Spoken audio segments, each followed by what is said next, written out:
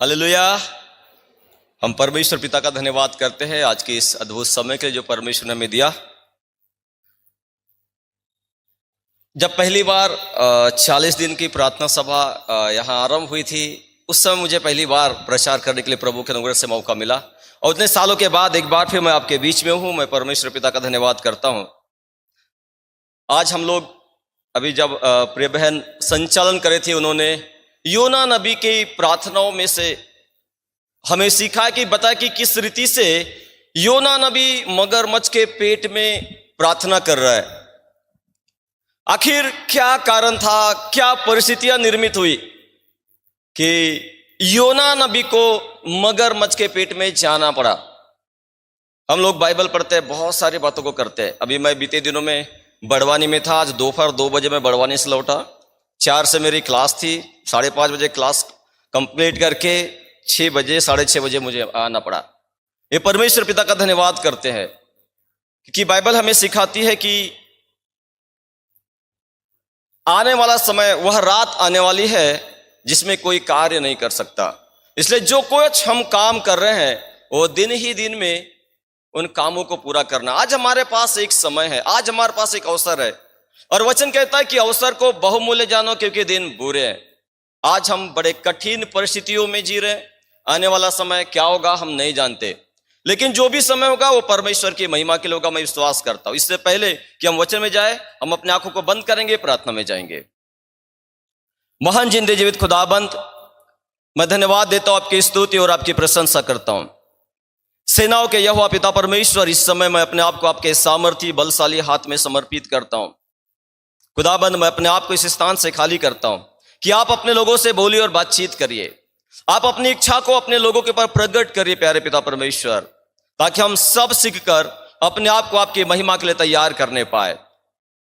धन्यवाद करते हैं, आपकी स्तुति और आपकी प्रशंसा करते हैं। पवित्र आत्मा प्रभु पिता परमेश्वर, प्रभु यीशु मसीह जी, इस स्थान में चलिए फिरिए और अपनी बातों को हम सबों के ऊपर प्रकाशित करिए, क्योंकि जब वचन खुलता है तो प्रकाश होता है और वचन हमें सिखाता है कि आपने कहा लिखा है, तूने अपने बड़े नाम से ज्यादा अपने वचन को महत्व दिया। हमें अनुग्रह दे, आज का वचन हमें सिखाने पाए कि हमारे जीवन में आपका वचन कैसे महिमा पाए। धन्यवाद करते हुए सारा आदर सारी महिमा सब कुछ आपको देते हुए उद्धार करता हमारे प्रभु यीशु मसीह के नाम में प्रार्थना मांगते, सुन दया से कबूल कर, आमीन और आमीन। जैसा कि हम अभी योना नबी की बात कर रहे थे, परमेश्वर ने योना नबी को महानगर निनवे जाने को कहा। और उस समय जब महानगर निनवे की हम बात करते हैं तो महानगर निनवे एक ऐसा नगर था जिसमें परमेश्वर का कोई भय नहीं था। आज की परिस्थितियां सेम महानगर निनवे के समान है। बाइबल कहती है कि अंतिम दिनों में ऐसा होगा कि लोगों का प्रेम ठंडा पड़ जाएगा अधर्म के बढ़ जाने से, और हम देख रहे दिन प्रतिदिन अधर्म बढ़ते जा रहा है, लोगों का प्रेम ठंडा पड़ते जा रहा है। सेम थिंग योना नबी के समय महानगर निनवे की यही परिस्थितियां थी। तब परमेश्वर ने कहा, योना, मैं चाहता हूं कि तुम महानगर निनवे को जा और मन परिवर्तन का प्रचार कर, क्योंकि मैं 40 दिन के बाद महानगर निनवे को नाश करने वाला हूं। और महानगर निनवे में प्रचार करना, परमेश्वर की व्यवस्था की बातों को करना बहुत ही कठिन था, जैसा आज कठिन है। आज खुलेआम परमेश्वर के वचन के बारे में, प्रभु यीशु मसीह के विषय में बात करना बहुत कठिन है। सेम महानगर निनवे में यही परिस्थितियां थी। कोई परमेश्वर का भय मानने वाला नहीं था। सब संसार के अभिलाषाओं में फंसे थे, सब आंखों के अभिलाषाओं में फंसे थे। सारा का सारा महानगर निनवे अभिलाषाओं में फंसा हुआ था। आज परिस्थितियां है, लेकिन मेरे प्रियो, योना महानगर निनवे जाने को तो निकला, लेकिन अपने रास्ते को डाइवर्ट करते हुए वो तर्शीश को भागने लगा। परमेश्वर ने उस समुद्र में एक बड़ा तूफान खड़ा किया और उस तूफान का प्रतिफल ये हुआ कि योना को मगरमच्छ के पेट में जाना पड़ा। मल्लाहों ने, वहां रहने वाले लोगों ने योना के कहने के ऊपर उसे मगरमच्छ के पेट में डाल दिया। तब हम देखते कि जब 3 दिन 3 रात योना रहा, तब उसको परमेश्वर से प्रार्थना करने का अनुग्रह प्रदान हुआ। मुझे नहीं मालूम किस रीति से योना उस मगरमच्छ के पेट में रहा, किस परिस्थिति में, किस रीति से उसने प्रार्थना किया, लेकिन उसने पश्चाताप के साथ प्रार्थना किया। और आज आप और मैं इन 40 दिनों के उपवास प्रार्थना के समय में, लेंट डेज में आज 30वें दिन में उपस्थित है। और जब हम यशायाह नबी की किताब पढ़ते हैं तो यशायाह नबी किताब उसके 58 अध्याय उसकी 4 पद में यशायाह नबी कहते हैं, जिस उपवास से मैं प्रसन्न होता हूं वह यह है कि मनुष्य अपने आप को दीन करे। मतलब यहां यशायाह नबी हमें पश्चाताप की बात करते हैं। यशायाह नबी यह हमें परिवर्तन की बात करते हैं। वो कहते हैं कि मैं प्रसन्न इस बात से होता हूं कि मनुष्य अपने आप में परिवर्तन लाए, मनुष्य अपने आप को दीन करे। जब हम दीनता की बात करते हैं, जब हम दीनता की परिभाषा की बात करते हैं, तो दीनता का मतलब होता है हमारे पास सब कुछ है, हम सामर्थी है, हम सब कुछ कर सकते हैं, फिर भी सारी बातों को करने के लिए हम परमेश्वर के ऊपर आश्रित होते हैं कि उसके वचन का पालन करें और उन सारी बातों को हम पूरा कर सके, जिससे कि हर बात में महिमा सिर्फ और सिर्फ परमेश्वर को मिलने पाए।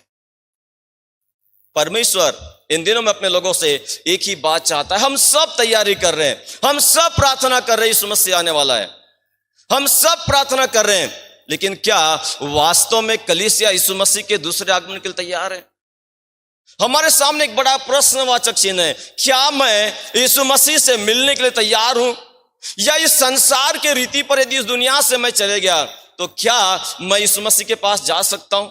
या आज की रात प्रभु यीशु मसीह आ गए तो हमारे अपने आप से हमें एक बात पूछने की जरूरत है, क्या मैं यीशु मसीह से मिलने बादलों पर उठा लिया जा सकता हूं? मेरे प्रियो,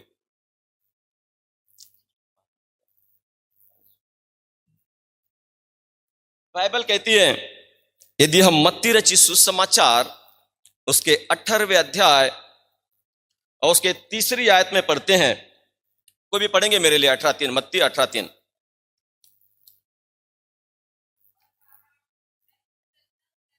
हाँ, हाँ, प्रभु यीशु मसीह का अपना स्टेटमेंट है। प्रभु यीशु मसीह कहते हैं, मैं तुमसे कहता हूं यदि तुम ना फिरो और बालकों की नाई ना बनो तो प्रतिज्ञा के देश में, परमेश्वर के राज्य में प्रवेश करने नहीं पाओगे। यह हमारे लिए बड़ी चुनौती है, हम कैसे फिरे? यदि हम मन परिवर्तन नहीं करेंगे, यदि हम अपने आप को परिवर्तित नहीं करेंगे तो परमेश्वर के राज्य में प्रवेश नहीं कर सकते। आप अपने जीवन के बारे में आपसे बेहतर कोई नहीं जानता, इसलिए आज हमारे पास समय, हम अपने आप को जांचें कि हम कहां हैं। वचन साफ और खुल के कहता है, यदि तुम ना फिरो और बालकों के नाई ना बनो तो परमेश्वर के राज्य में प्रवेश करने नहीं पाओगे। हमारा दर्शन क्या है? हमारा अंत उद्देश्य क्या है? हमको जाना कहां है? फिलिपियो 3 भी हमें सिखाता है कि हम यहां परदेसी है और हम एक मसीह के आने की बाट जो रहे हैं, तो हम यहां परदेसी अपने स्वदेश में जाने के लिए क्या तैयारी कर रहे हैं? हमें अपने आप से पूछने की जरूरत है, क्या मैं अपने स्वदेश में जाने के लिए तैयार हूं? यदि हम नहीं बदलेंगे, हम परमेश्वर के राज्य में प्रवेश नहीं कर सकते। हम यदि कहे कि मैं इस मसीह परिवार में पैदा हुआ तो मेरा जन्मसिद्ध अधिकार है कि मैं स्वर्ग में जाऊंगा, तो हम भूल में हैं। यदि सिर्फ मसीह लोग स्वर्ग में जाते तो परमेश्वर बाकी जाति और बाकी धर्म में किसी को पैदा ही नहीं होने देता, क्योंकि प्रकाशित वाक्य 7वां अध्याय कहता है, हर एक जाति, हर एक भाषा और कुल और लोगों में से एक बड़ी भीड़ जो श्वेत वस्त्र पहने हुए और हाथों में खजूर के डालियां लिए हुए हैं, परमेश्वर और मेमने के सामने खड़े। यहां ना तो किसी धर्म के बारे में लिखा है और ना ही किसी जाति के बारे में। तो आप यह ना समझे कि मैं मसीह परिवार में पैदा हो गया तो मैं स्वर्ग जाऊंगा। यदि आप ये सोच रहे हैं तो आप भूल में हैं, क्योंकि यीशु मसीह का वचन एक कहता ही नहीं। यीशु मसीह ने साफ बोला, जो मुझे हे प्रभु कहता है उनमें से हर एक स्वर्ग के राज्य में प्रवेश नहीं करेगा, परंतु वही जो मेरे स्वर्गीय पिता की इच्छा पर चलता है। यहां किसी जाति और किसी धर्म के बारे में नहीं लिखा, लेकिन हर एक व्यक्ति के बारे में बाइबल कहती है। तो मेरे प्रिय, हम कैसे बदल सकते हैं? हमें क्या करना है? हम पढ़ेंगे प्रकाशित वाक्य किताब उसका 4 अध्याय उसका 8 पद। मेरे लिए कोई पढ़ देगा? प्रकाशित वाक्य किताब 4 अध्याय 8 पद। चारों प्राणियों के 6 पंख हैं चारों प्राणियों के 6 पंख है और चारों ओर और भीतर आंखें ही और आंखें हैं। चारों ओर अंदर बाहर भीतर आंखें ही आंखें हैं। और वे रात दिन बिना विश्राम लिए रात और दिन बिना विश्राम लिए बिना रुके यह कहते रहते हैं, ये कहते रहते हैं, पवित्र पवित्र पवित्र पवित्र पवित्र पवित्र परमेश्वर, प्रभु परमेश्वर प्रभु परमेश्वर सर्वशक्तिमान जो था सर्वशक्तिमान जो था और जो है और जो आने वाला है। जो आने वाला है। हालेलुया। यहां प्रकाशित वाक्य की किताब में हम देख रहे कि 4 प्राणी हैं जिसके 6 पंख है, अंदर बाहर आंखें ही आंखें हैं,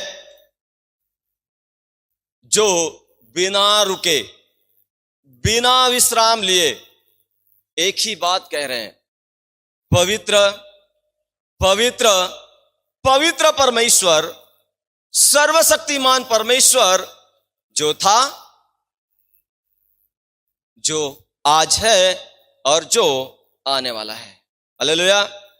आज हम इन 3 बातों को देखेंगे। मैं कोशिश करूंगा कि मैं समय पे खत्म कर सकूं।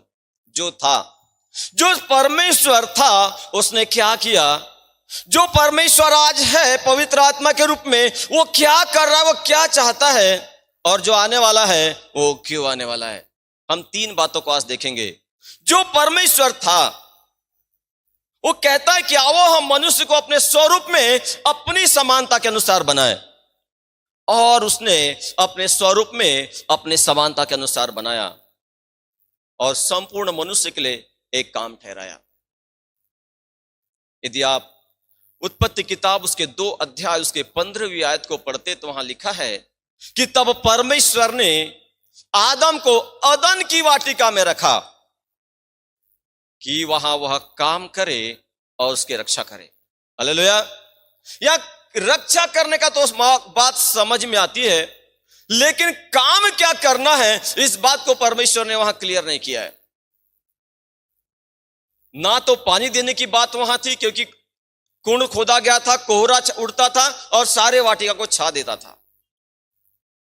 पेड़ सदाबहार थे, बसंत ऋतु वहां थी नहीं, पत्ते झड़ते थे नहीं, आग लगाने की और साफ सफाई की जरूरत थी नहीं। लेकिन कुछ तो काम था जिसको करने के लिए परमेश्वर ने मनुष्य के लिए ठहराया। सिर्फ सुसमाचार सुनाना ही काम नहीं है। यदि हम कहें कि हम सिर्फ सुसमाचार सुना के स्वर्ग के राज्य में प्रवेश कर सकते हैं, नथिंग इज पॉसिबल, संभव नहीं है। क्यों? क्योंकि बाइबल कहती है जो मुझे हे प्रभु कहता है उनमें से हर एक स्वर्ग के राज्य में प्रवेश नहीं करेगा, परंतु वही जो मेरे स्वर्गीय पिता की इच्छा पर चलता है, उस दिन बहु तेरे मुझसे कहेंगे हे प्रभु क्या तेरे नाम से हमने दुष्ट आत्माओं को नहीं निकाला, क्या तेरे नाम से सामर्थ काम नहीं किए, क्या तेरे नाम से भविष्यवाणी नहीं की। उस दिन मैं उनसे खुलकर कह दूंगा हे कुकर्म करने वालों, मैं तुमको नहीं जानता, मेरे पास से चले जाओ। तो चिन्ह चमत्कार चंगाइया तो परमेश्वर के पास, परमेश्वर के राज्य में लेके नहीं जा सकती। इस बात को आज कंफर्म कर लीजिए। तो करना क्या है, किस बात के लिए परमेश्वर ने हमें रखा है, हम पढ़ेंगे इफिसियों की पत्री 2 अध्याय उसके 10वीं पद को। मेरे लिए पढ़ेंगे कोई भी।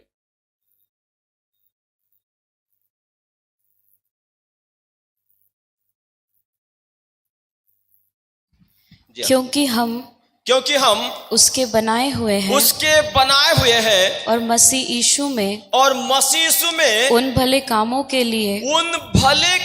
लिए सिरजे गए हैं जिन्हें परमेश्वर ने पहले से अर्थात आरंभ से हमारे करने के लिए तैयार किया है। हालेलुया।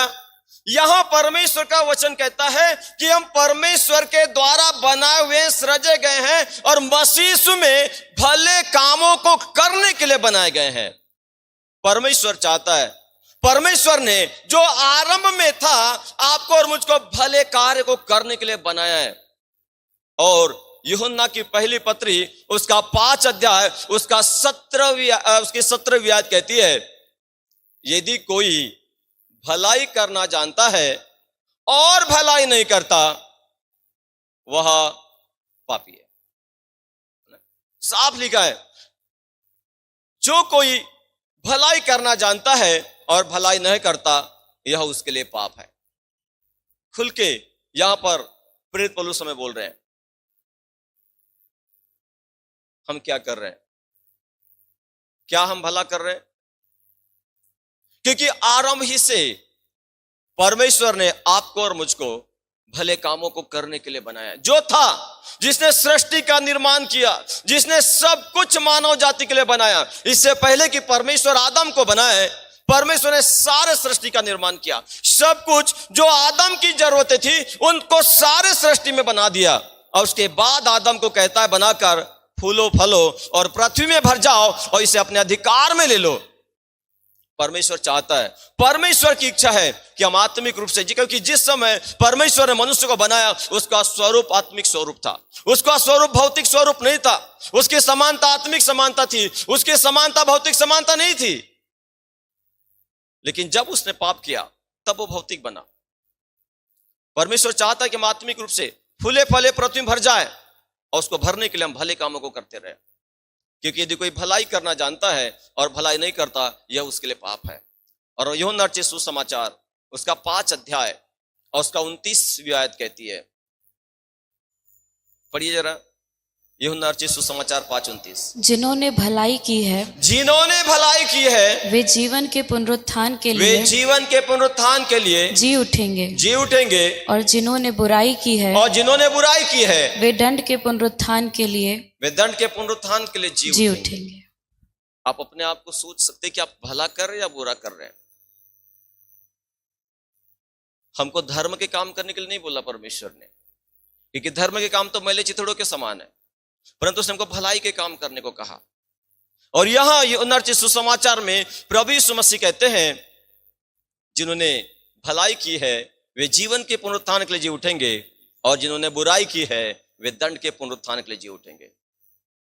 आप हम अपने अंदर झांक के देख सकते हैं कि कहीं हम अपने रास्ते से डाइवर्ट तो नहीं हो गए, हम अपने रास्ते से भटक तो नहीं गए हैं।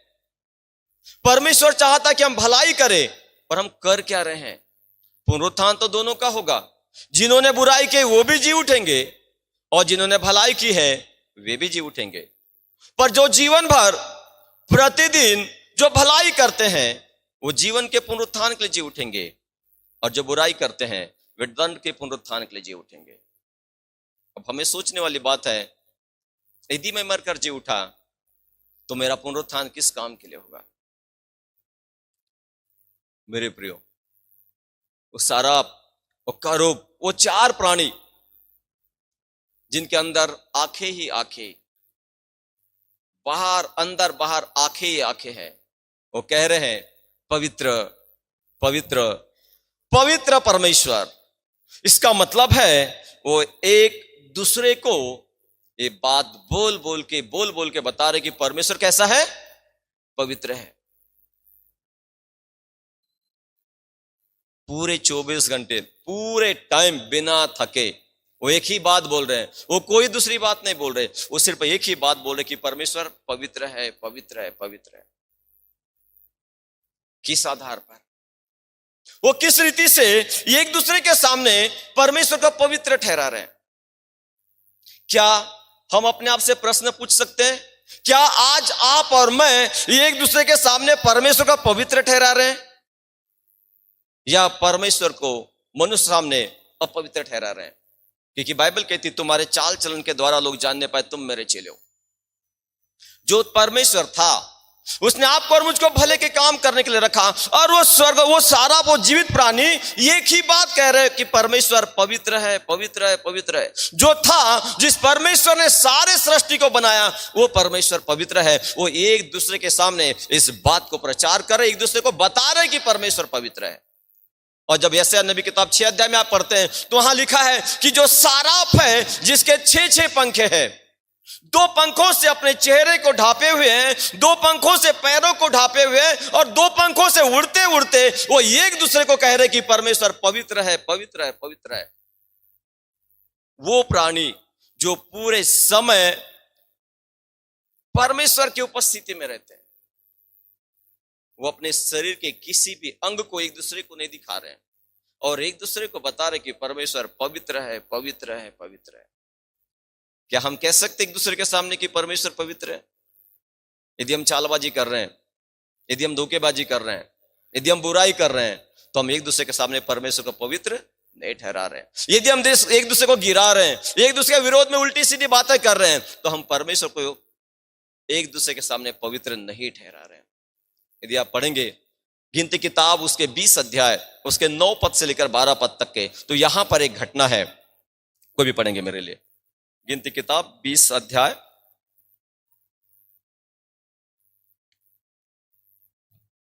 9 पद से 12 पद तक।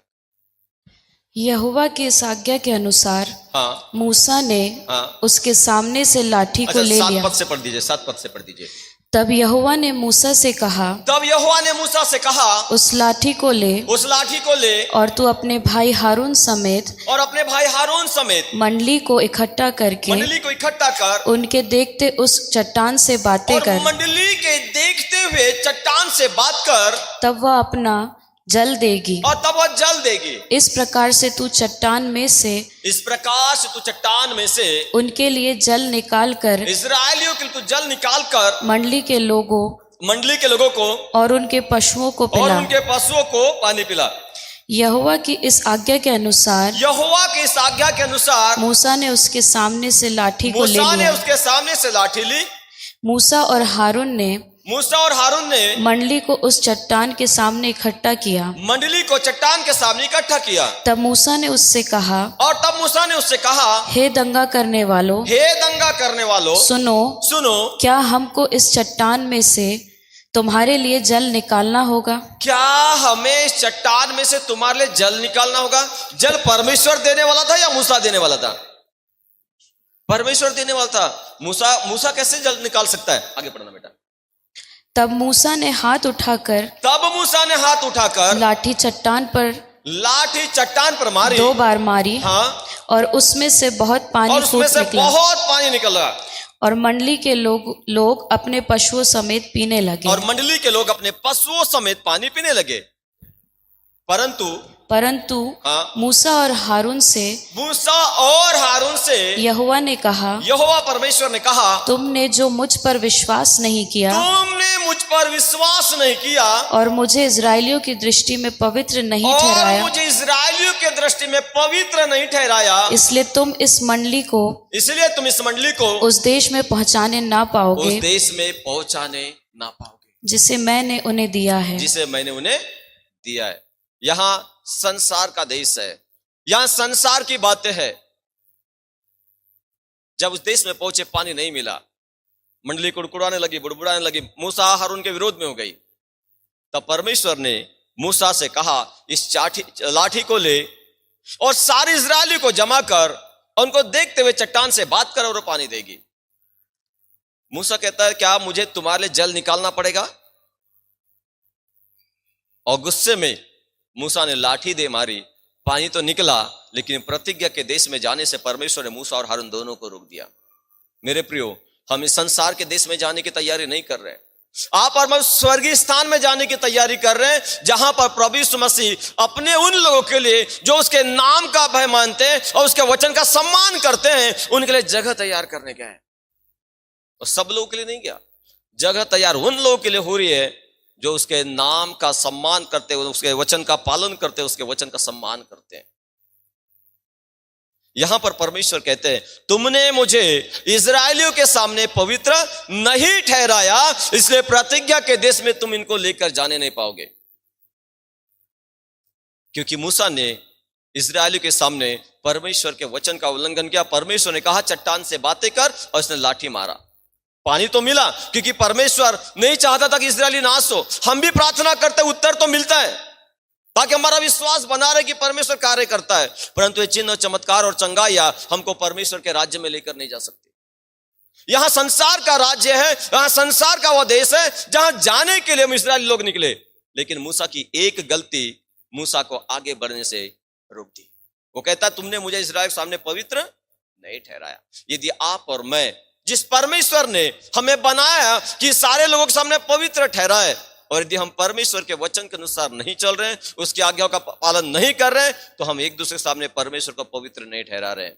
कहीं ऐसा तो नहीं कि प्रतिज्ञा के देश में जहां जगह तैयार करने के लिए प्रभु यीशु मसीह गए हैं, जाने से वंचित न रह जाए। वो कौन सी बातें हैं जो हमें संसार की ओर लेके जाती है? वो कौन सी बातें हैं जो हमको परमेश्वर के वचन को पालन करने से रोकती है? भजन 119 कहता है कि मैंने तेरे वचन को अपने मन में रख छोड़ा है कि तेरे विरोध में पाप ना करो। मेरे प्रियो, हमारे मन में परमेश्वर का वचन है या कुछ और है? मरकुस रचित सुसमाचार के 7 अध्याय 20, 21, 22, 23 पद में लिखा है, जो मनुष्य में से निकलता है वो मनुष्य को अशुद्ध करता है।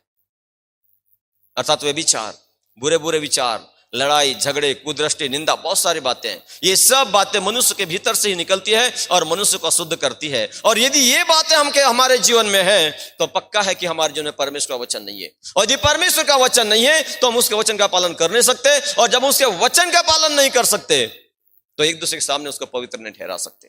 तो मेरे प्रिय, परमेश्वर ने हमें बनाया है, हम एक दूसरे के सामने परमेश्वर का पवित्र ठहरा है, और जब तक के का परमेश्वर का जीवन है, हम जीवन भर भलाई के कार्य को ही करते रहे, क्योंकि इसी कार्य को करने के लिए परमेश्वर ने हमें बनाया है। और कहता है, जिन्होंने भलाई की है वे जीवन के पुनरुत्थान के लिए, और जिन्होंने बुराई की है वे दंड के पुनरुत्थान के लिए जी उठेंगे।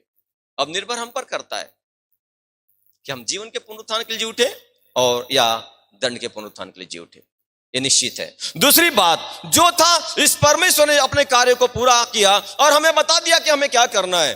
परंतु जो है, आज पवित्र आत्मा का युग है, आज पवित्र आत्मा का समय चल रहा है, क्योंकि प्रभु यीशु मसीह ने जाने से पहले कहा था, मैं तुम्हें अनाथ नहीं छोड़ूंगा, और मैं पिता से विनती करूंगा कि तुम एक और सहायक दे जो सर्वदा तुम्हारे साथ होगा और वो तुम में होगा।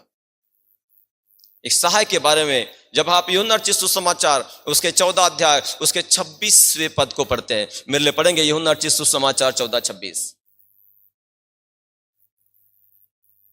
जो है वो क्या कर रहा है, जो है वो हमसे क्या चाहता है? परंतु सहायक अर्थात पवित्र आत्मा, अर्थात जिसे पिता मेरे नाम से भेजेगा, अर्थात पवित्र आत्मा अर्थात परमेश्वर का आत्मा जिसे पिता मेरे नाम से भेजेगा, वह तुम्हें सब बातें सिखाएगा, वह तुम्हें सब बातें सिखाएगा जो करना है, और जो कुछ मैंने तुमसे कहा है, और जो कुछ मैंने तुमसे कहा है वह सब तुम्हें स्मरण कराएगा, वह सब तुम्हें स्मरण कराएगा।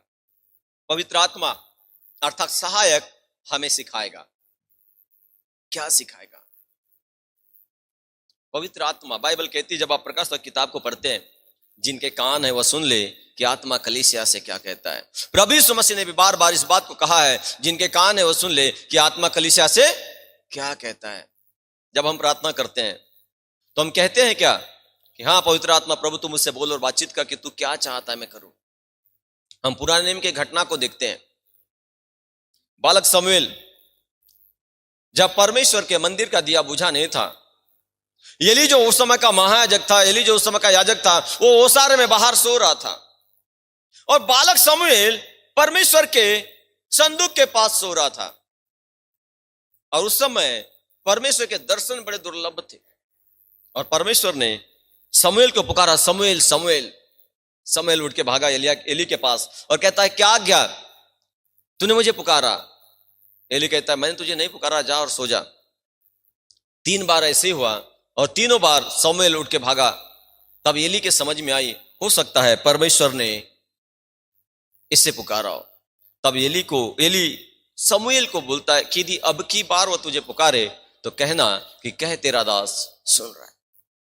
और चौथी बार जब परमेश्वर ने पुकारा, तब परमेश्वर के दास शमूएल ने कहा, जब वो बालक था, कह तेरा दास सुन रहा है। और मेरे प्रिय, हम देखते हैं कि परमेश्वर जो कुछ करना चाह रहा था, उन बातों को शमूएल के ऊपर प्रकट किया। और बाइबल कहती है, आमोस नबी किताब में ऐसा लिखा है कि परमेश्वर जो कुछ भी करना चाहता है, अपने मर्म को अपने दास भक्तों के ऊपर प्रकट करता है। परंतु जब तक हम ठहरे नहीं रहेंगे, परमेश्वर आने वाली बातों को हम पर प्रकट नहीं करेगा। और पवित्र आत्मा यही बात सिखाता है। बाइबल कहती है, जब हम रोमियो की पत्री 8 अध्याय उसके 26वीं आयत को पढ़ते हैं, तो पवित्र आत्मा के विषय में वचन कहता है कि परमेश्वर का आत्मा आहे भर भर कर परमेश्वर के मनसा के अनुसार अपने लोगों के लिए प्रार्थना करता है। पवित्र आत्मा हमारे अंदर है। जब आप यूहन्ना रचित सुसमाचार 14 अध्याय उसके 16वें और 17वें आयत को पढ़ेंगे तो वहां साफ लिखा है, दो बातें वहां पर है। यूहन्ना रचित सुसमाचार 14 अध्याय 16 और 17 पद में पढ़िए जरा।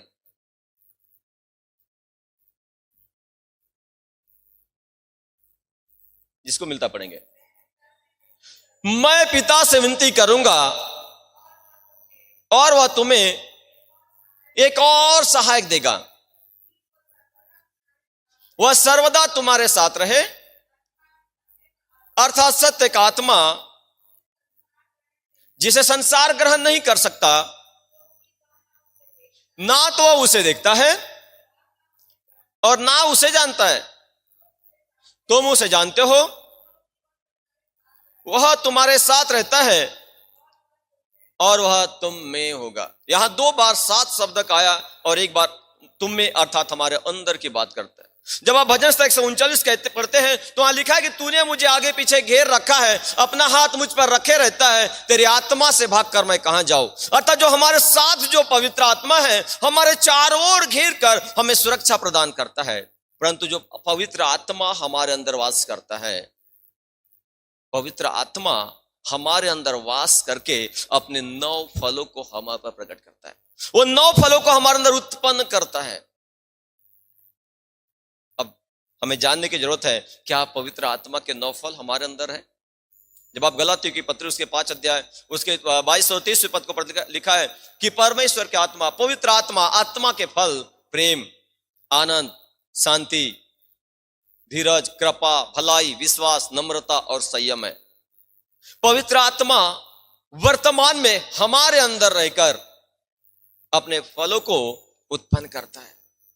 जब हम प्रेम की बात करते हैं तो कुरिन्थियों की पत्री को पौलुस लिखता कि प्रेम अनरीति नहीं चलता, प्रेम अपनी भलाई नहीं चाहता, प्रेम सब बातें सह लेता है, सबकी भलाई चाहता है।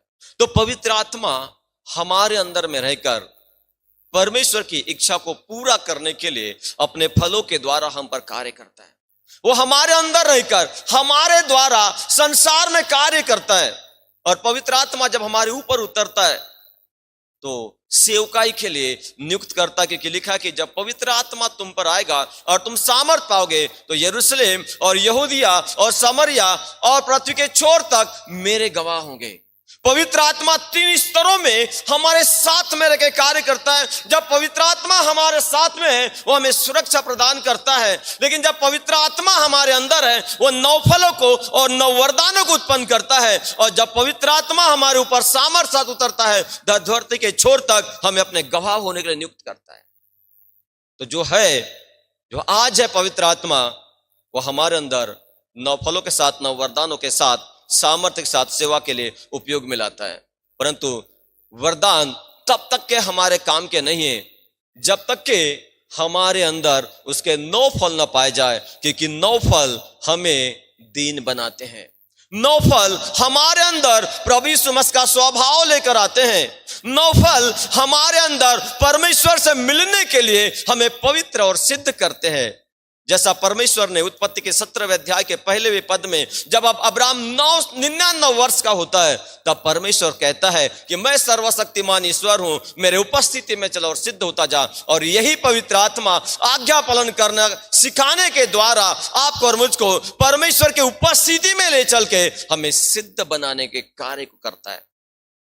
परंतु क्या हमारे कान है कि हम पवित्र आत्मा की आवाज को सुने?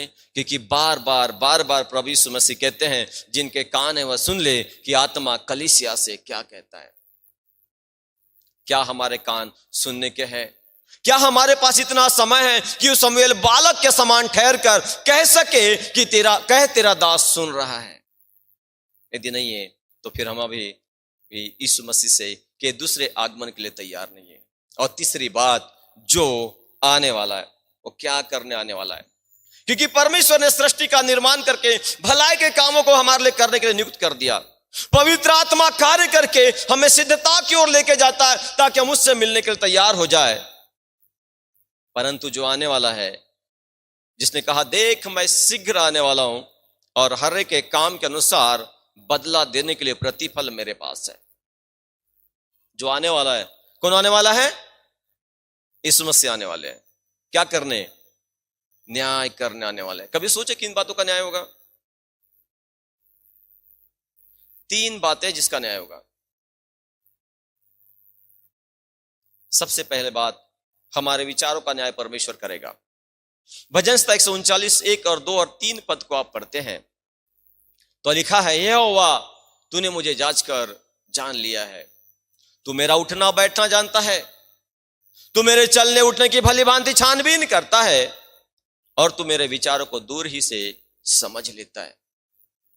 और जब आप सबोपदेशक के अंतिम अध्याय के अंतिम 2 पदों को पढ़ते हैं तो वहां लिखा है, सब कुछ सुना गया और अंत की बात यह है कि परमेश्वर का भय मान और उसकी आज्ञा का पालन कर, क्योंकि मनुष्य का संपूर्ण कर्तव्य यही है, क्योंकि परमेश्वर हर एक काम हो और हर एक गुप्त बातों का, चाहे वे भली हो या बुरी, न्याय करेगा।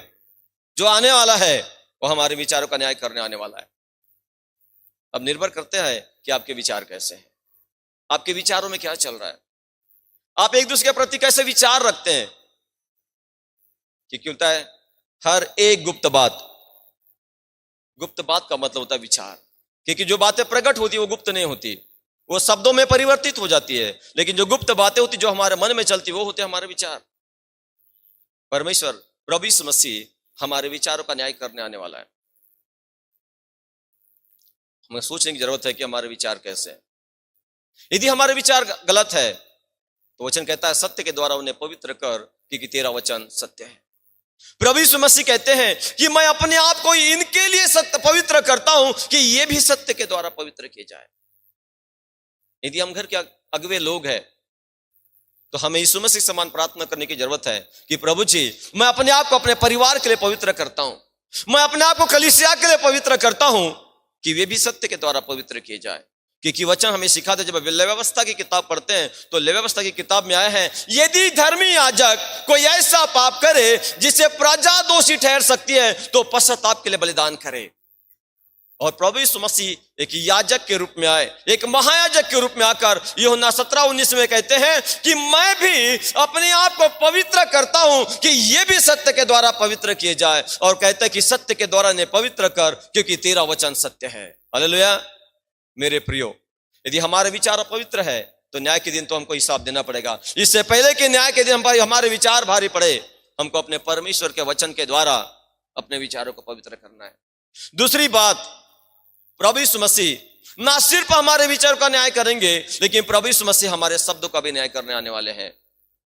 जब आप मलाकी की किताब उसके 3 अध्याय उसके 16वीं आयत को पढ़ते तो वहां ऐसा लिखा है कि तब यहोवा का भय मानने वालों ने आपस में बातें की और यहोवा ध्यान धरकर उनकी सुनता था, और जो जो बातें वे कहते थे उसके स्मरण के निमित्त उसकी एक किताब लिखी जाती थी। और जब आप प्रकाशित वाक्य 20:12 पढ़ेंगे तो वहां लिखा है कि और किताबें खोली गई, एक और किताब खोली गई, और जैसा उसमें लिखा हुआ था, क्या छोटे क्या बड़े सब मरे हो का न्याय किया गया। परमेश्वर प्रभु यीशु मसीह हमारे शब्दों का भी न्याय करने आने वाले हैं, क्योंकि परमेश्वर हमारे शब्दों को लिखता है। और जब आप मत्ती रचित सुसमाचार उसके 12 अध्याय 35, 36 और 37वीं आयत को पढ़ते तो लिखा है, भला मनुष्य मन के भले भंडार से भली बातें निकालता है और बुरा मनुष्य बुरी बातें निकालता है। और कहता है, तुम जो जो निकम्मी बातें मनुष्य कहेगा, न्याय के दिन हर एक बात का पलटा देखा, क्योंकि तू अपने ही बातों के कारण निर्दोष और अपने ही बातों के कारण दोषी ठहराया जाएगा। और कहता है, तुम्हारी बातें हाँ की हाँ और ना की ना हो, क्योंकि जो इससे ज्यादा होता है वो बुराई से होता है। जब आप सबोपदेशक किताब 5 अध्याय के 6वीं आयत को पढ़ते तो वहां लिखा है कि कोई शब्द कहकर अपने आप को पाप में न फंसाना और ना ही यहोवा के दूत के सामने कहना कि यह भूल से हुआ। परमेश्वर क्यों तेरा बोल सुनकर अप्रसन्न हो और तेरे हाथ के कामों को नाश करे। मेरे प्रियो, हमें बोलने में सावधान रहने की जरूरत है, क्योंकि हमारे शब्द को परमेश्वर लिख रहा है न्याय के दिन के लिए। तीसरी बात, वो हमारे कामों का न्याय करेगा। जब आप प्रकाशित वाक्य के 3 अध्याय के 2 पद को पढ़ते तो वहां लिखा है कि मैंने चेत कर जागृत हो कि तूने कैसी शिक्षा प्राप्त की थी, मैंने तेरे किसी काम को तेरे परमेश्वर यहोवा के सामने पूरा नहीं पाया। हम भले कहते हैं कि ना तो मतलब खाली हाथ आए हैं और खाली हाथ जाएंगे, मतलब ना तो कुछ लाए हैं और ना ही कुछ लेकर जाएंगे, लेकिन हम झूठ बोलते हैं एक दूसरे को और अपने आप से। क्योंकि जब आप प्रकाशित वाक्य किताब 13 अध्याय 14वें पद को पढ़ते वहां लिखा है, धन्य वे मृतक जो अब से प्रभु में मरते हैं, वो अपने सारे कामों से विश्राम पाएंगे और उनके कार्य उनके साथ हो लेते हैं। और यीशु मसीह कहते हैं 20:12 में, सब मरे हो का उनके कामों के अनुसार न्याय किया गया। प्रभु यीशु मसीह न्याय करने आने वाले हैं। वो हमारे विचारों का, हमारे शब्दों का और हमारे कामों का न्याय करेंगे। इससे पहले कि वो न्याय का दिन हम पर भारी पड़े, हमारे पास समय है कि हम प्रतिज्ञा के देश में प्रवेश करने के लिए अपने आप को तैयार करें। क्योंकि प्रकाशित वाक्य 20 अध्याय और उसका 14वां वचन कहता है, धन्य वे है जो अपने वस्त्र धोकर पवित्र करते हैं, उन्हें जीवन के वृक्ष के पास आने का अधिकार मिलेगा और वे फाटकों से होते हुए नगर में प्रवेश करेंगे। यहां पर परमेश्वर वचन हमें बड़ा गंभीरता की बात करता है। धन्य वे है जो अपने वस्त्र धोकर पवित्र कर लेते हैं, अर्थात जिनके विचार पवित्र है, अर्थात जिनके शब्द पवित्र है, अर्थात जिनके कार्य पूर्ण हैं, वही है जिन्होंने अपने वस्त्र को धोकर पवित्र किया है। क्योंकि रोमियो के पत्री के 13वें अध्याय के 14वें पद में पौलुस लिखते हैं, वरन प्रभु यीशु मसीह को पहन लो और शरीर की अभिलाषाओं को पूरा करने का उपाय न करो। जो था, जिसने हमें बनाया कि हम भलाई के काम करें, जो है वो हमें बता रहा है, यदि हम उसकी आवाज सुनते हैं तो हमें परमेश्वर की नजर में पवित्र और सिद्ध करेगा। और जो आने वाला है वो चाहता कि इससे पहले कि न्याय का दिन हमारे जीवन में आए, हम प्रार्थना करते रहे, हम अपने जीवन में परिवर्तन लाते रहे। क्योंकि यदि तुम न फिरो और बालकों के न्याय न बनो तो परमेश्वर के राज्य में प्रवेश नहीं करने पाओगे। अब हम पर निर्भर करता है कि हम क्या करें। हम एक दूसरे के सामने परमेश्वर को पवित्र ठहराना है, ताकि हमारे भले कामों को देखकर, हमारे पवित्रता को देखकर, हमारे चाल चलन को देखकर संपूर्ण मानव समाज परमेश्वर की महिमा करे। हालेलुया। प्रभु आप सबको आशीष दे। हम प्रार्थना करेंगे। मान परमेश्वर, हम आपको धन्यवाद करते हैं, हम आपकी स्तुति और आपकी प्रशंसा करते खुदाबंद। सेनाओं के यहोवा पिता परमेश्वर, हम आपको धन्यवाद करते आज के समय के लिए जो आपने हमें दिया है। हमारे अद्भुत युक्ति करने वाले परमेश्वर पिता, वचन कहता है कि जब वचन खुलता है तो प्रकाश होता है। लिखा है कि आपका वचन हमारे मार्ग के लिए दीपक और हमारे पैरों के लिए उजियाला है। इसलिए अनुग्रह दे खुदाबंद, सारा अंधकार आपके भक्तों के जीवन से प्रभु यीशु मसीह नासरी के नाम से दूर होता जाए और हर एक जन आपके तेजों में प्रकाश में प्रवेश करे। पवित्र आत्मा प्रभु आपके फल आपके भक्तों के जीवन में प्रकट होने पाए। प्रभु यीशु मसीह जी, आपका स्वभाव हम सबके जीवन में आने पाए और पिता परमेश्वर आपके गुणों का प्रगटीकरण हम सबके जीवन के द्वारा होने दे। आपको धन्यवाद करते हैं, आज के वचन के द्वारा हम सबको आशीष देने के लिए धन्यवाद करते हैं, हमारे जीवन का उद्देश्य को बताने के लिए धन्यवाद करते हैं, और आप हमारे जीवन से क्या चाहते हैं इस बात को भी प्रकट करने के लिए धन्यवाद करते हुए हम सब अपने आप को आपके हाथ में समर्पित करते हुए धन्यवाद के साथ प्रार्थना उद्धार करता हमारे प्रभु यीशु मसीह के नाम में मांगते, सुन दया से कबूल कर। आमीन और आमीन।